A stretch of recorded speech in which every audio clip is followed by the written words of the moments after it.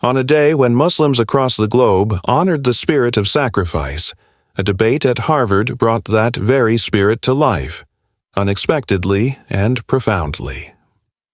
In the university's Grand Hall, a confrontation unfolded that would redefine how many perceived faith, obedience, and love. On one side stood a man, confident, composed, dressed in a sharp suit. He was no ordinary speaker, a renowned philosopher, a proud atheist, a champion of logic. He believed faith was nothing more than fables wrapped in emotion. On the other side stood a young woman. No podium, no notes, just quiet dignity and strength, wrapped in modest pink attire. She wasn't here for applause, she was here for truth. The moderator's voice echoed. Tonight's debate will explore 10 critical questions, each linked to the story of sacrifice celebrated by Muslims during Eid. Are these stories mere myths, or do they point to something divine? The philosopher smirked as he took the microphone.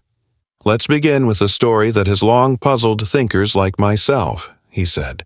Muslims around the world celebrate Eid al-Adha, a festival rooted in a tale that, frankly, borders on disturbing. A man prepares to slaughter his own son because of a dream. Is that divine logic? He turned to her. Is this what your religion teaches? The question cut through the air. The crowd shifted. She lifted the mic with calm hands and spoke, voice gentle but firm. If it had been an ordinary dream, she began, then yes, it would have been madness. But this wasn't an ordinary dream. It was revelation, a command from the Creator, received by Ibrahim, a prophet who had already stood in fire, walked away from power, and chosen God over all else. The philosopher raised an eyebrow. She continued, In Islam, the dreams of prophets are not fantasies. They are divine instruction. Ibrahim didn't act from emotion. He acted from trust. And his son, Ismail, he didn't protest. He submitted. That wasn't madness. That was love, for something greater than themselves. The room was still.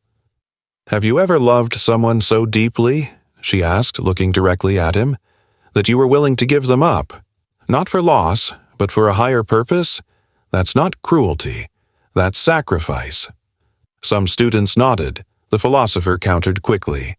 Let's assume, for the sake of argument, this dream was divine. Still, what kind of merciful God would demand such a test? Why manipulate a father's heart? Why demand blood, even in symbolism? She didn't hesitate. Because faith isn't proven in comfort, she said. It's revealed in crisis. She stood now. The hall quieted more. God didn't need Ismail. He wanted to show the world what surrender truly looks like.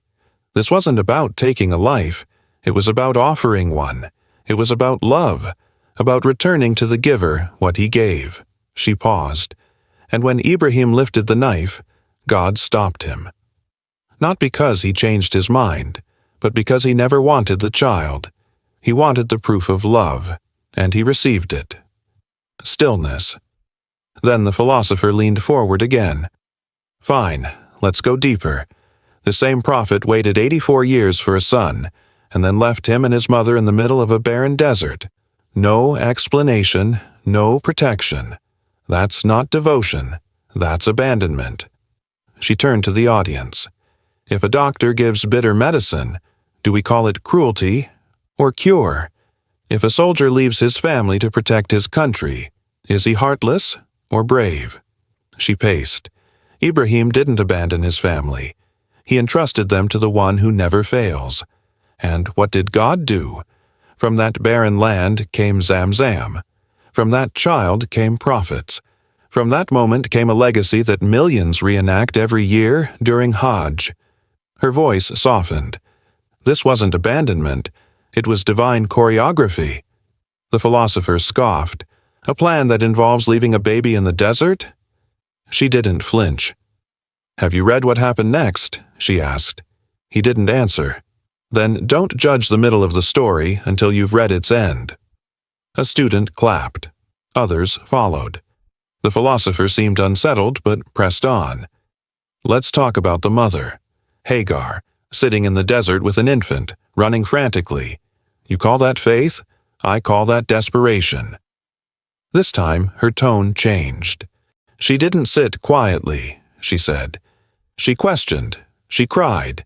She ran, not once but 7 times between hills.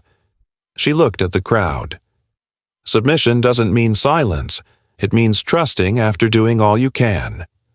She raised her hand as if holding something sacred. Hagar was once a queen, yet in the desert she became a lone mother.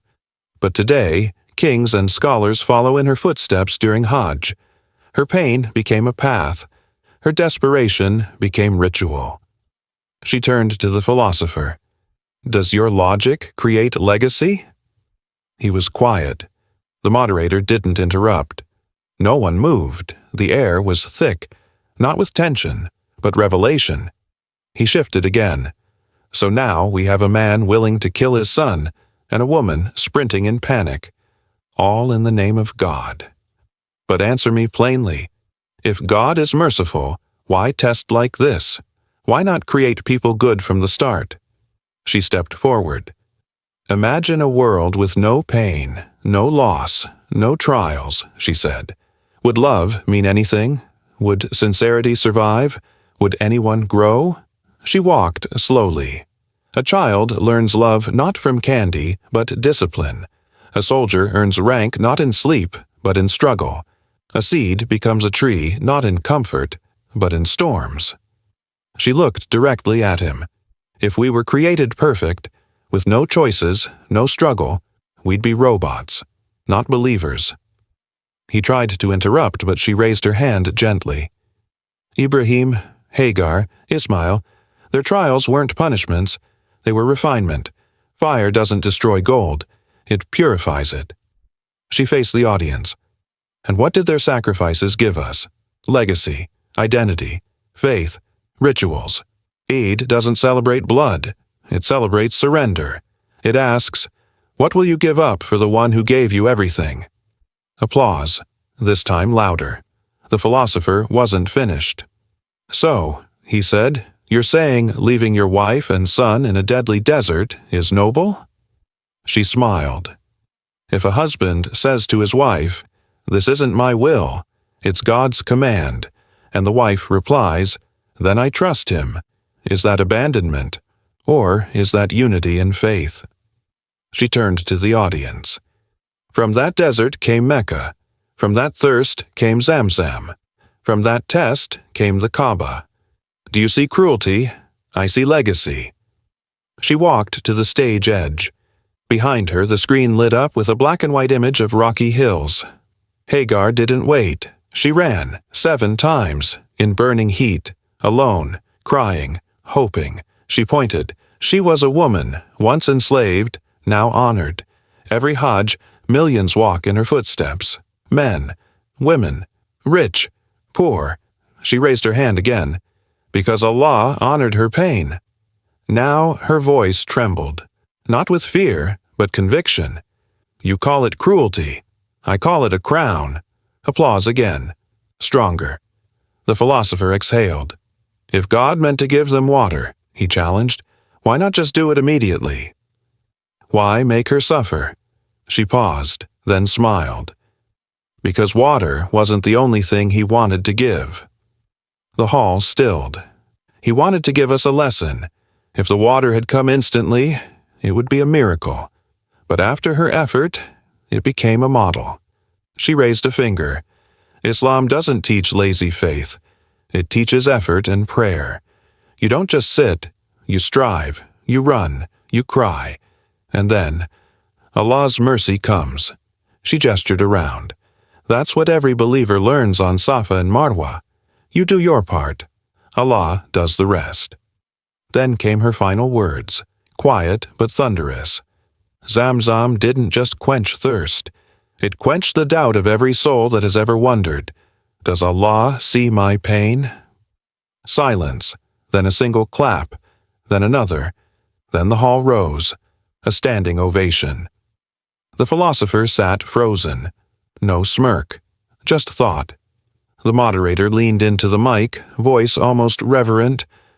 We'll continue after the break as we explore deeper questions of sacrifice, of the blade that didn't cut and the blood that never had to fall. The girl returned to her seat. The philosopher picked up his water bottle, hands just slightly trembling. The debate was only halfway done. But something had already changed, not just in the minds of the audience, in their hearts. In truth, the girl began, her voice steady, Hagar didn't simply sit there in silence. She questioned. She wept. She searched. She turned toward the screen behind her. An animated sequence began. A lone woman climbing jagged hills under a scorching sun. Have you ever seen a mother run back and forth 7 times between 2 hills, pleading for her child's life? That's not weakness. That's not silence. That. Her voice quivered, not from fear but from the weight of emotion. Is strength. That is sacrifice. The hall fell quiet. Then she added, softly but firmly, and when she realized that Ibrahim was acting upon divine instruction, she didn't accuse him. She said, if this is from Allah, then He will not forsake us. The words lingered in the air. She was not brainwashed. She was brave. Several heads in the audience nodded. A few clapped, lightly, not for show, but in recognition. The atheist stood abruptly, patchy. After all the pain, the obedience, the build-up, why didn't the sacrifice happen? Why stop Ibrahim at the last second? If God wanted proof, hadn't He already seen it? She didn't flinch? Exactly, she replied. That was the point. She faced the audience. Allah didn't desire blood. He desired submission. And once Ibrahim proved that he would give up everything, Allah gave everything back.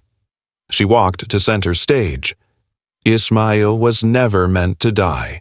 He was meant to be offered. And once he was offered, Allah replaced the trial with a gift, a ram, so the ritual could be completed without human loss. She turned to the atheist. That moment taught us something profound. Sacrifice is not about loss. It's about offering. And when you offer sincerely, Allah protects what you love. From the front row, a young student whispered under her breath, Subhan Allah. The atheist raised a finger. Then, tell me this.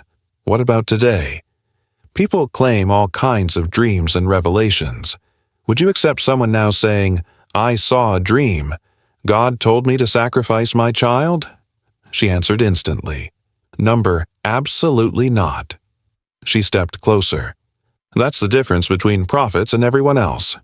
Ibrahim was a messenger. His dreams were revelation. Ours are not. She turned to the crowd. Islam teaches balance, boundaries.